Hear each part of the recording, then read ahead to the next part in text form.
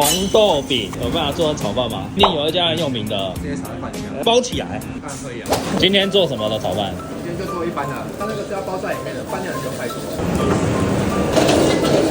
先入盐巴，我们把它切一半。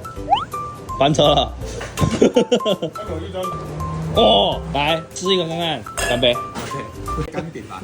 干饼，你先说。还行啊，只是我不爱吃甜的。如果说这样的话，我会选择直接吃炒饭。